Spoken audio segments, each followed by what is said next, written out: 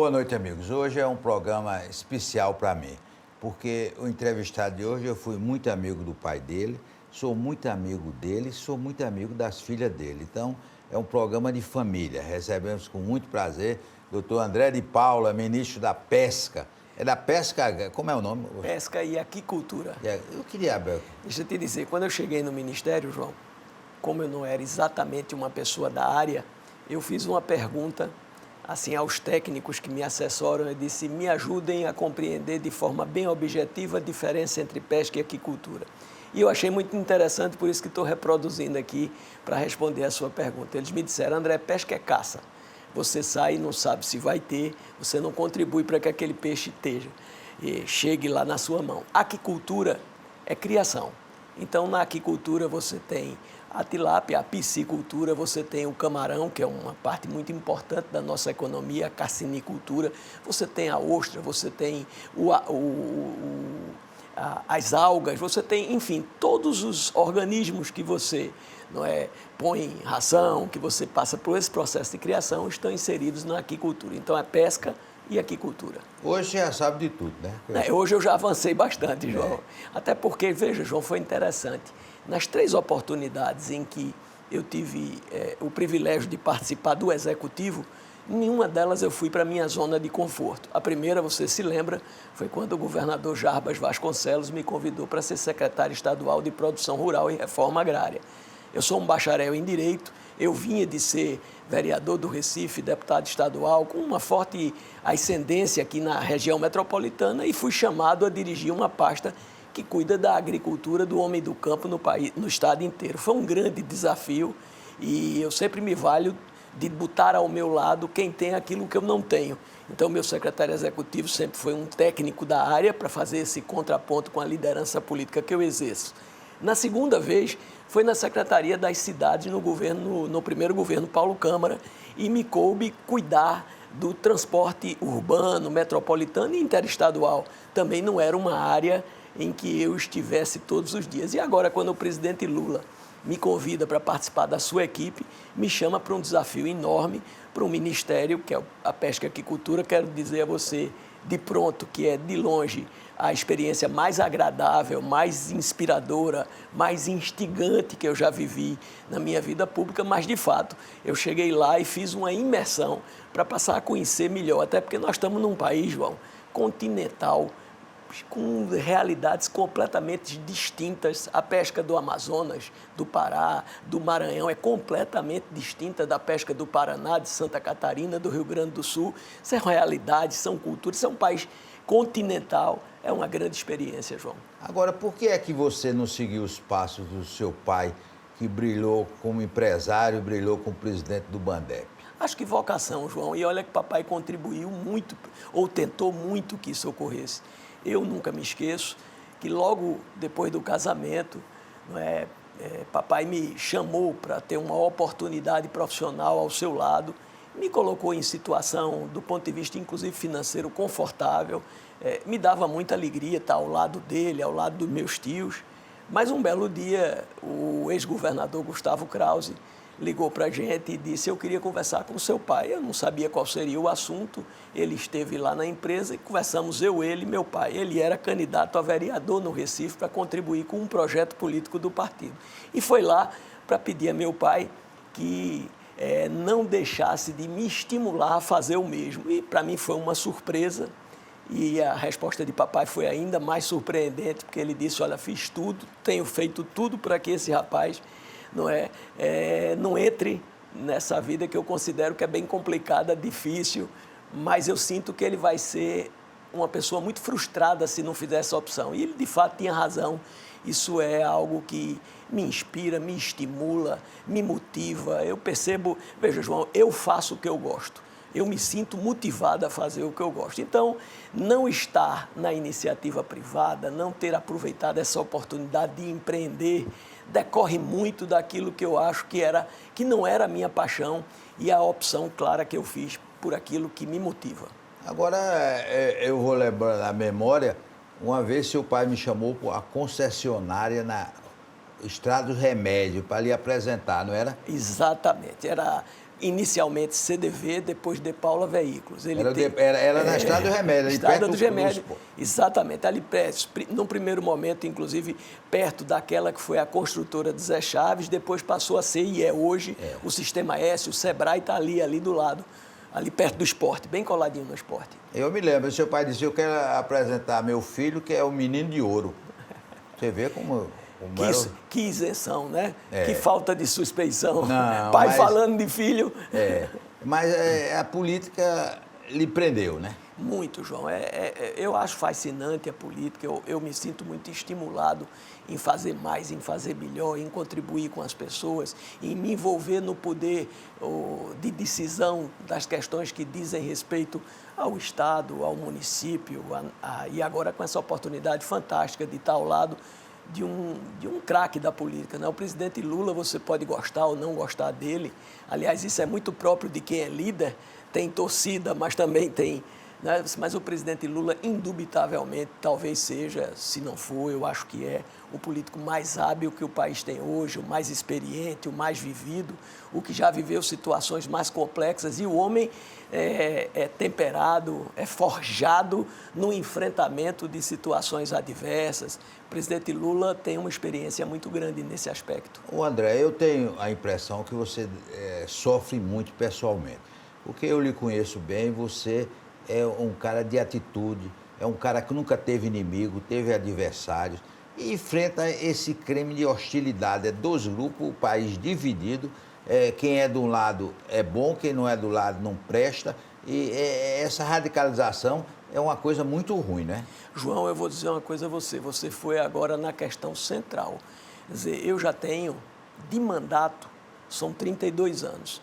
De militância política, menino, né? É isso que eu digo, bote acima de 40, né? Eu nunca vi nada parecido. E eu quero lhe dizer que piorou muito, né? Eu fui, João, da juventude do PFL. Eu tive ao lado de Zé Múcio quando ele disputou a eleição com Miguel Arraes. Eu tinha enfrentamentos políticos com companheiros que tinham militância na esquerda, enfrentamentos políticos que se encerravam tomando uma cerveja, fazendo uma aposta, numa festa. A gente nunca misturou, a gente nunca confundiu a política com o pessoal. Sempre conseguiu encerrar o processo político quando as urnas eram abertas. Hoje você mudou completamente. Hoje as pessoas não se toleram, as pessoas não se respeitam. A fidalguia, a lhaneza, a cortesia, que é uma coisa que me chama muita atenção no embate político. Eu gosto muito, porque eu acho que político o que é, João? Política é um sistema de representação. E eu não me sinto representado por quem é mal educado, grosseiro, ríspido. Então, assim, nós estamos vivendo um momento muito difícil, um momento de intolerância, e o que mais me chama a atenção é que eu entendo que as pessoas abriram mão, João, daquilo que é fundamental, que é raciocinar. Porque na medida em que você diz eu sou azul e você é vermelho, o que você diz está sempre errado, e eu não me obrigo sequer a fazer uma reflexão sobre as suas colocações. Então, quer dizer, eu abdiquei de raciocinar. Então, acho que isso é a parte ruim da política atual no nosso país. É essa dicotomia, é essa radicalização, é essa polarização acentuada. É preciso dizer também, João, que isso não é um fenômeno que ocorre de forma isolada no Brasil. A gente percebe isso em vários lugares do mundo. Agora, recentemente, só para dar um exemplo, a gente viu que houve uma polarização muito grande também na eleição presidencial da Argentina, mas isso foi identificado nos Estados Unidos, foi assim também na França. Então, nós estamos vivendo um mundo, um momento, e eu espero que seja, João, só momento, não é que essas coisas passem, mas parece que ele está demorando um bocado. Agora, como você diz, né, André, a gente já viveu várias coisas, mas eu nunca vivi uma coisa de familiares brigarem por causa de política, né? Tem marido e mulher, um para cada lado. De você chegar a bloquear amigo, de você se excluir de grupos de WhatsApp, de você não ter mais o prazer de conviver com a sua família na integralidade. Então, assim, é uma coisa... Na realidade, tudo que nós vamos analisar, João, é a deformação desse quadro que nos chateia muito. Eu, às vezes, me surpreendo com amigos que, por exemplo, nem vou nominar, até porque é uma pessoa muito conhecida, mas há coisa de uma semana atrás, um amigo meu, amigo querido, amigo de 30 anos, fez aniversário, eu fiz uma mensagem muito delicada, como sempre faço para ele, até porque gosto muito dele. E na resposta, embora ele tenha agradecido, ele foi extremamente árido e colocou a questão política, e eu me surpreendi com aquela reação. Mas a gente não deve mais se surpreender, né, João? Porque, de fato, passamos o processo eleitoral, melhorou, mas está presente essa polarização. Olha, a verdade é o seguinte, que você é melhor do que seu pai e suas filhas na política são melhores do que você, né, não? Bom, essa parte de que eu seja melhor do meu pai é a controvérsia, mas que as meninas são melhores do que eu, aí não há nenhuma dúvida disso. Cacau dá um show, né? Cacau está muito bem, graças a Deus, inicialmente no turismo, agora na cultura, num momento muito positivo. A governadora tem apoiado muito o trabalho que ela está fazendo na Secretaria da Cultura e ela está vivendo o bom momento que o Brasil está vivendo na cultura. Nunca se investiu, nunca se disponibilizou tanto recurso, a volta do Ministério da Cultura, entregue a uma mulher, uma artista, uma cantora, uma mulher negra, uma mulher presente no mundo cultural. É um momento muito rico e que bom que Cacau chega na Secretaria da Cultura nesse momento, se envolve completamente, está completamente apaixonada. Não era a área que ela estava todo dia, embora turismo e cultura tenham um vínculo muito grande. Eu me lembro até que durante muito tempo a Secretaria Estadual foi de Turismo e Cultura. Eu me lembro que na época do meu pai no Bandep, Dr. Francisco Bandeira era secretário de Turismo, Cultura e Esportes. Né? Então, assim, são áreas que têm muita sinergia, mas não são exatamente a mesma coisa. Que bom que Cacau está muito feliz, está fazendo um trabalho que é muito reconhecido, está ampliando esse espaço de diálogo com os setores culturais de Pernambuco. Eu não tenho dúvida nenhuma de dizer que o nosso Estado tem na cultura a sua maior riqueza. Trabalhar com isso é um privilégio, sem dúvida.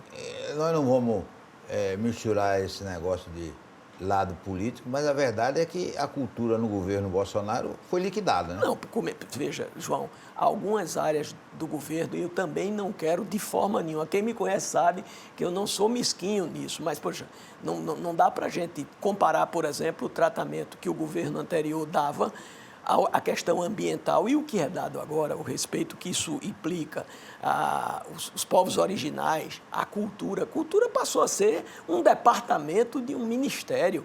Agora não, agora ele volta a ser ministério com um orçamento que, de forma muito clara, explicita a prioridade que ela representa para o governo do presidente Lula. Eu não tenho dúvida nenhuma de que isso é muito importante. João, uma certa feita, talvez na primeira, na segunda reunião ministerial, eu, quando fui usar a palavra, eu terminei por dizer um sentimento meu, mas que era algo que eu estava percebendo ali. Eu digo, olha, quando você põe cultura, pesca e aquicultura, povos originais, direitos humanos com status de ministério, você permite, que é o que aconteceu, dizer, você permite que o ministro daquela pasta sente de igual para igual com o ministro da Economia, com o ministro da Gestão, com o ministro do Planejamento, que essas questões sejam tratadas, porque quase todas as políticas públicas, João, elas dentro de um governo, elas são transversais, ou seja, elas envolvem o esforço de muitas secretarias ou de muitos ministérios. O que é que eu tenho dito às pessoas do meu universo, da pesca? Eu digo, olha, vocês sabem o que é que Lula fez por vocês? Lula deu voz, Lula deu vez, Lula deu energia política. Quando Lula coloca a pesca com esse status, nós antes éramos uma secretaria nacional vinculada ao Ministério da Agricultura. Por mais sensível que seja o ministro da Agricultura, quando ele senta para despachar com o presidente da República, João, a pauta dele é o agronegócio, é a pecuária, ela não chega na pesca. Quando o ministro da Pesca senta com o presidente Lula, a pauta é o pescador artesanal, a pauta é voltar a fornecer o nosso pescado para o mercado da Europa. Quando André de Paula, ministro da Pesca, senta com o ministro da Fazenda, com o ministro do Desenvolvimento Social, que cuida do Bolsa Família, que inclui o pescado artesanal na merenda, no Bolsa Família, quando a gente trata isso, trata de igual para igual. Então, isso dá poder aos setores. Então, a ministra da Cultura hoje está empoderada, ela fala com energia política, ela tem interlocução direta com o presidente da República. Então, é muito importante isso que o presidente fez. Depois do intervalo, nós vamos continuar conversando com o ministro André de Paula.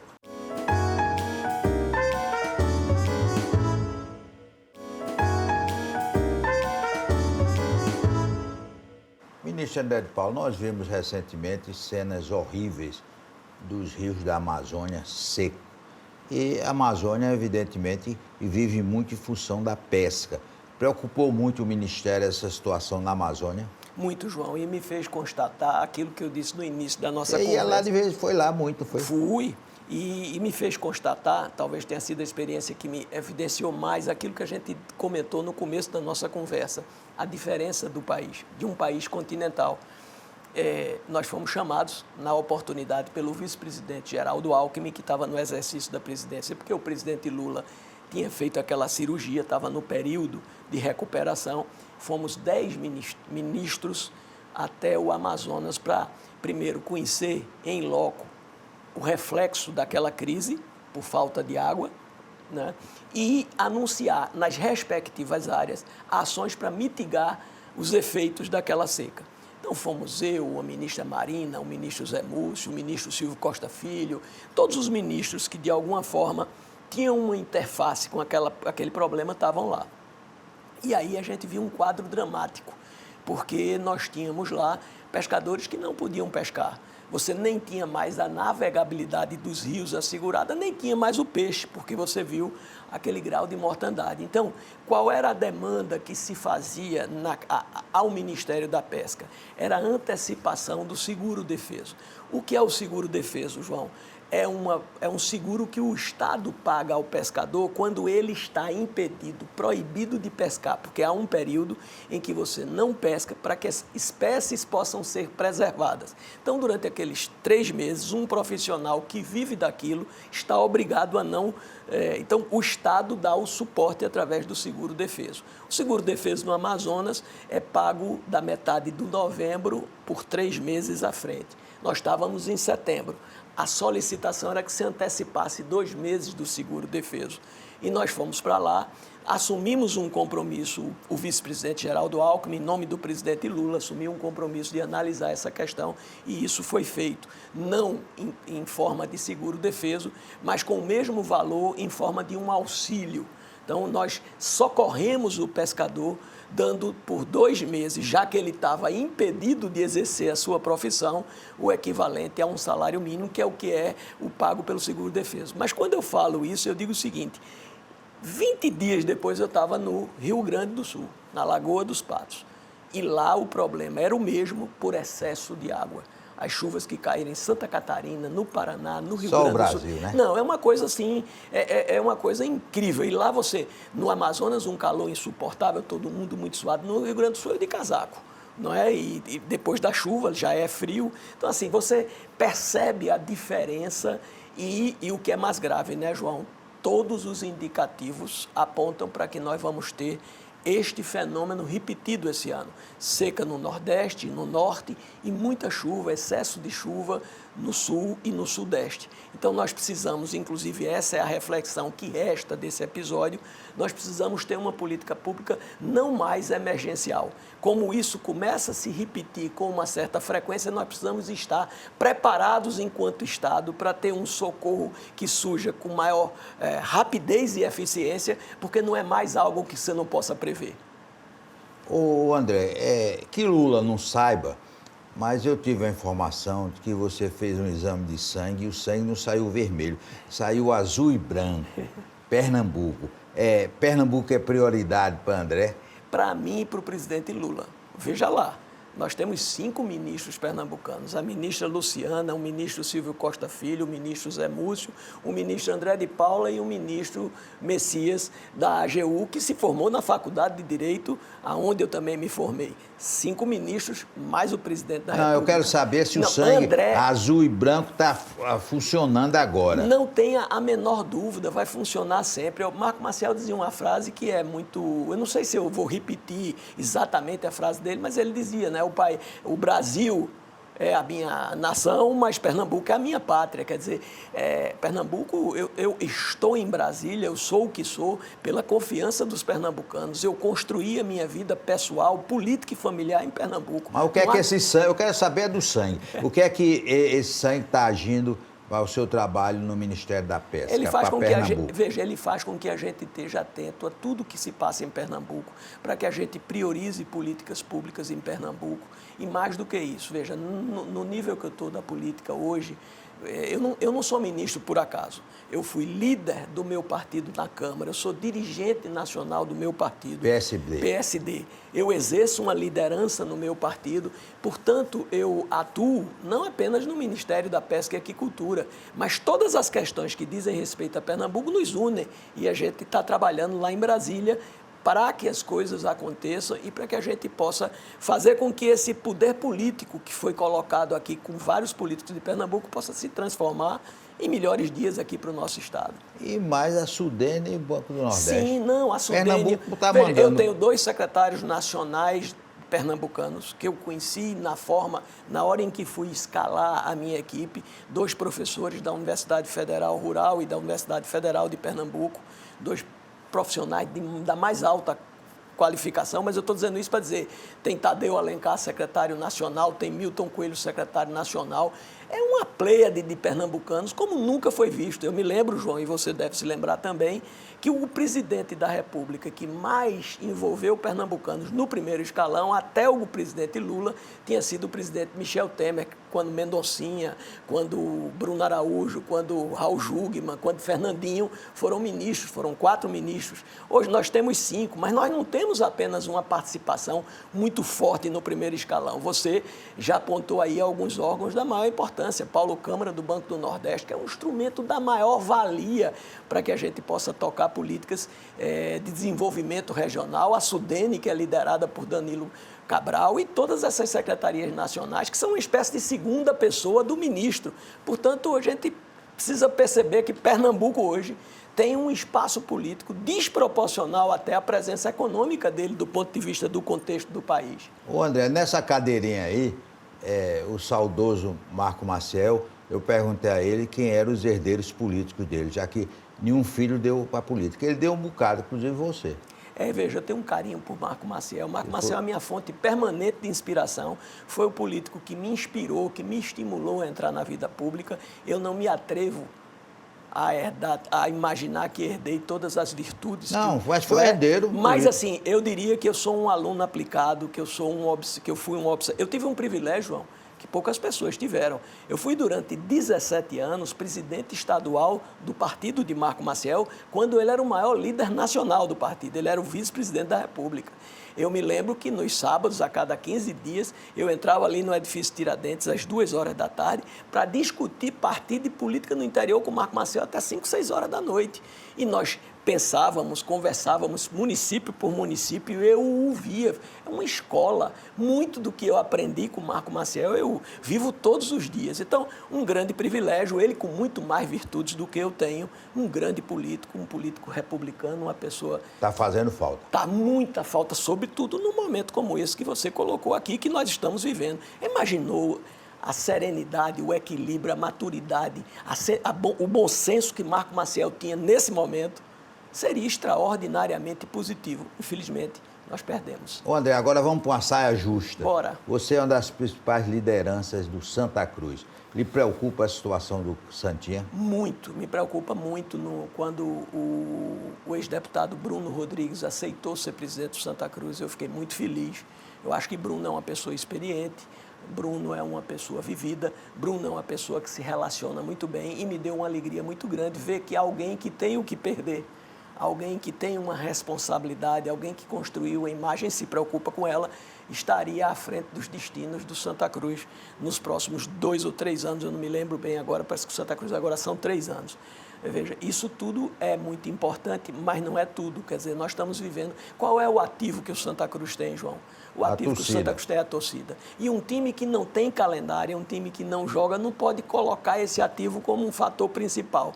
Quando você fala numa SAF, que seria uma grande solução, ao meu ver, para o Santa Cruz, essa SAF, para ter algum valor, esse time precisa estar jogando, para que essa torcida precise estar mobilizada. Então, o presidente do Vitória que disse que não vai botar SAF enquanto o Vitória não estiver bem. Quando o Vitória estava na 2ª divisão, ele não aceitou fazer o SAF. Isso é importante. Pois é, porque o SAF é você expor numa prateleira uma mercadoria.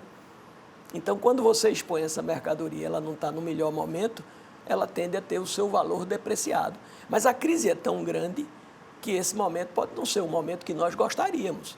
A necessidade faz dessas coisas. Eu me preocupo muito, eu acho que continua a ser o maior ativo a nossa torcida. A nossa torcida tem muita consciência. João, o que eu vi a semana passada, o que eu vi alguns dias atrás, eu estava de férias e assistindo pelo celular Santa Cruz e Altos do Piauí. Assim que o Santa Cruz perdeu no último pênalti, no 12º pênalti, eu desliguei. Para mim foi uma morte, né? Eu comecei o ano e já sei que só joga o pernambucano. E uma semana depois, João, Santa Cruz joga com Maguari de Bonito e bota 20 mil pessoas. É uma coisa que as pessoas têm dificuldade de acreditar. Avalie se esse time tivesse calendário, avalie se a gente tivesse competitividade. Então, é muito preocupante a situação do Santa Cruz. Mas onde você puder ajudar, vai ajudar. Muito. Eu sou apaixonado, eu brinco dizendo, eu só vou a um estádio de futebol em duas hipóteses. Uma na seleção do Brasil, se for em Copa do Mundo, e o outro se o Santa jogar. O Santa é minha paixão, o Santa é tudo para mim. Nós queremos agradecer a André de Paula por essa demonstração de amor ao Santa Cruz e pelo que ele vem fazendo como ministro da Pesca. Realmente todo mundo elogia. Além disso, André de Paula é um ícone da política pernambucana, muito jovem, mas ninguém nunca ouviu falar mal de André de Paula. Só ouviu falar bem na sua simpatia, na sua política e no seu sucesso em todos os casos que ocorrem. Uma boa noite para vocês e até segunda-feira, se Deus quiser.